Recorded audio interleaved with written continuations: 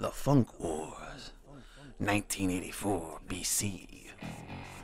Once upon a time, in a faraway parallel universe, existed an intergalactic humbug between the forces of good and evil.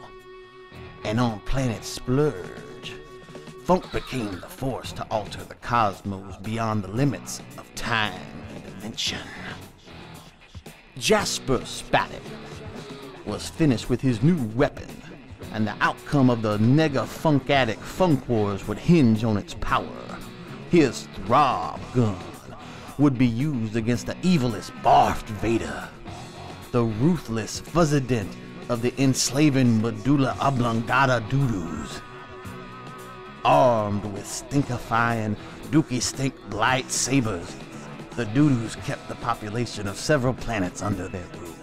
Now, Jasper prepared to unite with his Funkadelic and doodoo chasers. He could not risk being ambushed by a dookie squad and being fried by their seething volley of piss gun rays. Spatic stepped into the streets, his creation carefully hidden. He shuddered as he scoped everyone under doodoo syndrome. Vader's massive program of mind control had constipated the masses. Their minds were being zeroed out by constipated notions. Electric crinkloidism and advertising propaganda combined with drugnotics, woo drinks, devil dust, peas and poos, deludes and profile pills. The unaware splurgians were rapidly losing their funkativity. But Jasper Spatic and his fellow doodoo chasers were impervious to the DDS, and through the Funkadelic scruples of prune juice of the mind, would the people be refunked into toppling Darth Vader's empire. The doodoo chasers would strike at the first devoid of funk disco, where Darth Vader was sure to be present. Vader's disco band of '82, enacted to prevent the now illegal music of Funkadelica from deprogramming the population, gave his doodoo scientists to perfect a Dizak system to maintain mental constipation. Agents from SIA, Sick Intelligence Agency, and dookie squads within the disco were unaware of the doodoo chasers who had merged into the crowd. They awaited for the first notes of Dizak for the Q-vamp.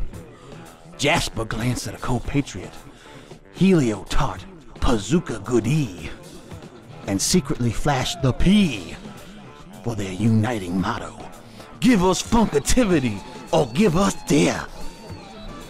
The noxious Bart entered disco control, and the defunkatizing drone of Dizak filled the blathlamic disco sphere.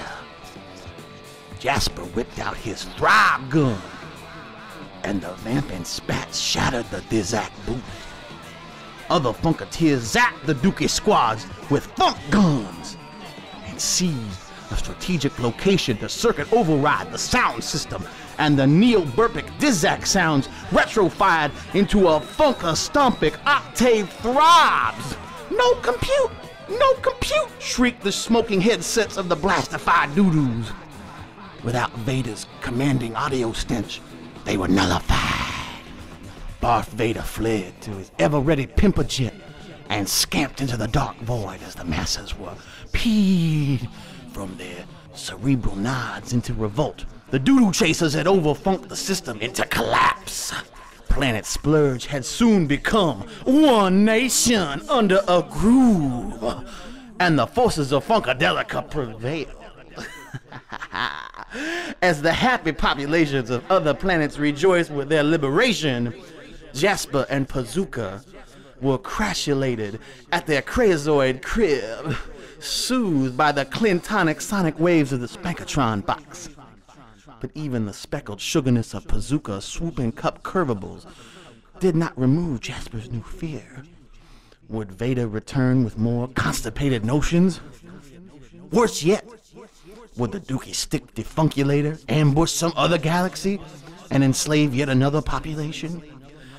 before slipperous and bubbly waves of strokeativity funked him from his mental station. ID. Jasper pondered the thought of what would happen the next time when a planet's mentors would warn its citizens of Darth Vader's presence with, "Think! It ain't illegal yet! Think! It ain't illegal yet! Think! It ain't illegal yet!" Would they wake up in time?